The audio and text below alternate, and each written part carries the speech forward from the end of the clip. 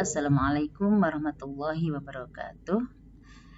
Anak-anak, gimana kabarnya? Semuanya masih sehat? Semuanya masih semangat kan untuk belajar? Alhamdulillah, kita ketemu hari ini untuk membahas materi berikutnya, yaitu tentang agama. Kali ini Bu Azza akan menerangkan tentang lebih dekat kepada Allah dengan mengamalkan sholat sunnah. Nah, materi ini bertujuan apa? Nah, kalian simak ya untuk selanjutnya. Tujuan pembelajaran sholat sunnah yang pertama adalah agar kalian mengetahui macam-macam sholat sunnah itu apa saja. Kemudian agar kalian juga mengetahui tentang pengertian sholat sunnah. Yang ketiga, agar kalian mengetahui juga apa dalil nakli tentang sholat sunnah. Kemudian tujuan yang keempat yaitu untuk mengetahui banyaknya pahala sholat sunnah. Kemudian yang kelima adalah untuk membiasakan kalian untuk mengerjakan sholat sunnah. Sebelum Mbak Aziza membacakan dalil nakli tentang sholat sunnah, kalian harus tahu dulu apa itu pengertian sholat sunnah. Sholat sunnah adalah sholat sunnah yang apabila dikerjakan mendapat pahala dan apabila ditinggalkan tidak apa-apa. Jadi ini hukumnya hanya sunnah saja. Kalau kalian mengerjakan, pasti kalian dapat pahala yang begitu besar. Tapi kalau kalian tidak mengerjakan, tidak apa-apa, kalian tidak berdosa. Sementara dalil nakli tentang sholat sunnah itu di dalam surat Hud ayat 114 yang berbunyi, A'udzubillahi minasyaitonirrajim. Bismillahirrahmanirrahim. Wa aqimis sholata tarafayin nahari wa zulafan minal laili. Innal hasanati yudhibna sayyi'at. Dzalika dzikra lidzakirin. Yang artinya, dan dirikanlah sholat itu pada kedua tepi siang, pagi dan petang, dan pada sebagian permulaan malam. Sesungguhnya perbuatan-perbuatan yang baik itu menghapus dosa, perbuatan-perbuatan yang buruk. Itulah peringatan bagi orang-orang yang ingat. Surat Hud ayat 114. Masih semangat anak-anak? Oke, Bu Azza teruskan ya. Kalian harus ketahui bahwa sholat sunnah itu dapat dikerjakan dengan beberapa cara. Cara yang pertama itu adalah ada sholat sunnah harus dikerjakan dengan berjamaah. Yang kedua, sholat sunnah harus dikerjakan dengan munfarid atau dikerjakan dengan sendirian, tidak boleh berjamaah. Yang ketiga, ada sholat sunnah boleh dikerjakan dengan berjamaah atau dengan munfarid. Sementara sholat sunnah yang boleh dikerjakan dengan berjamaah antara lain adalah sholat Idul Fitri. Yang kedua, sholat Idul Adha. Ketiga, sholat kusuf. Yang keempat, sholat khusuf. Dan yang kelima adalah sholat istisqa. Sementara sholat sunnah yang dikerjakan dengan munfarid harus dengan sendirian, tidak boleh dengan berjamaah. Yang pertama adalah sholat sunnah rawatib. Kemudian yang kedua sholat tahiyatul masjid. Dan yang ketiga adalah sholat istikharah. Sementara sholat sunnah yang boleh dikerjakan dengan berjamaah dan juga boleh dikerjakan dengan munfarid adalah yang pertama sholat tahajud, yang kedua sholat duha, yang ketiga sholat tasbih, yang keempat sholat tarawih, dan yang kelima adalah sholat witir. Jadi sholat-sholat yang saya sebutkan tadi itu kalian boleh mengerjakan dengan berjamaah, juga boleh dikerjakan dengan munfarid. Oke anak-anak, nanti semua sholat sunnah akan saya terangkan satu persatu. Yang pertama adalah sholat Idul Fitri. Kalian masih ingat kan?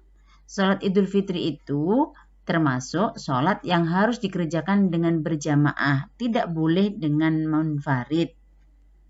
Nah, Pengertian sholat Idul Fitri itu adalah sholat sunnah 2 rakaat yang dilaksanakan pada hari raya Idul Fitri, yaitu pada tanggal 1 Syawal setelah puasa Ramadan. Yang insya Allah sudah kita kerjakan setiap tahun sekali. Dan harus kalian ingat bahwa sholat Idul Fitri itu di rakaat pertama harus melakukan takbiratul ihram 7 kali, dan juga rakaat kedua itu adalah harus melakukan takbiratul ihram 5 kali. Dan yang paling penting lagi di dalam sholat Idul Fitri itu harus didahului dengan 2 khutbah. Sementara hukum dari sholat Idul Fitri itu adalah sunnah mu'akkad. Yang artinya sunnah mu'akkad itu adalah sunnah tapi dikuatkan oleh Nabi Muhammad. Jadi mendekati wajib. Sholat yang kedua yang dikerjakan dengan berjamaah adalah sholat Idul Adha. Sholat Idul Adha adalah sholat yang dilaksanakan pada hari raya kurban atau hari raya Idul Adha yang dilaksanakan pada tanggal 10 Dzulhijjah.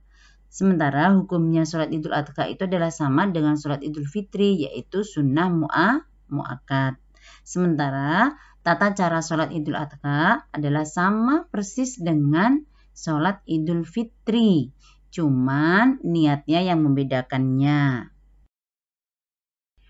Sholat sunnah yang dikerjakan dengan berjamaah yang ketiga adalah sholat kusuf. Sholat kusuf ini adalah sholat gerhana matahari.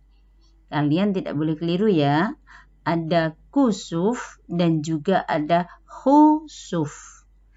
Kalau sholat kusuf, KUSUF, itu adalah gerhana matahari.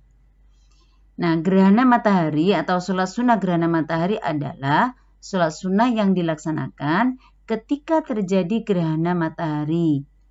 Sementara hukumnya sholat kusuf adalah sunnah mu'akkad. Di dalam sholat kusuf ini harus ada khutbah. Biasanya khutbahnya itu berisi tentang nasihat atau tentang fenomena yang sedang terjadi, yaitu agar kita untuk bersyukur kepada Allah.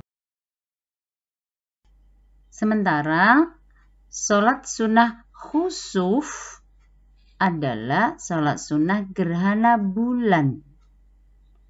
Sholat khusuf atau KHUSUF itu adalah gerhana bulan yang mempunyai pengertian sholat sunnah yang dilaksanakan ketika peristiwa gerhana bulan.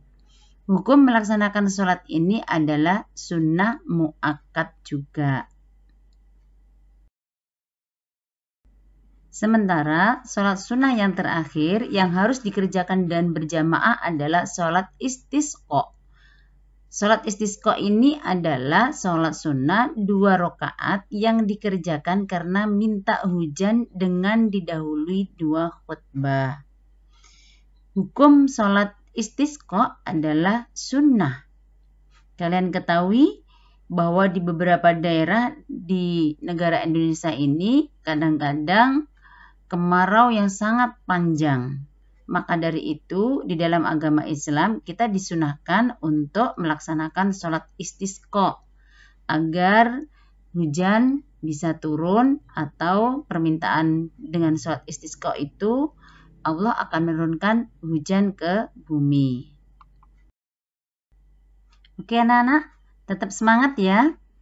Untuk materi sholat sunnah ini saya akhiri dulu, sampai di sini dulu. Untuk selanjutnya kita akan ketemu di pertemuan yang kedua dengan pembahasan yang sama, yaitu tentang sholat sunnah. Tapi sebelumnya saya akan kasih tugas dulu, yaitu untuk menjawab 5 pertanyaan. Yang pertama adalah, apa yang dimaksud dengan sholat sunnah? Yang kedua, sebutkan macam-macam sholat sunnah yang boleh dikerjakan dengan munfarid, dengan jamaah, atau dengan jamaah dan munfarid.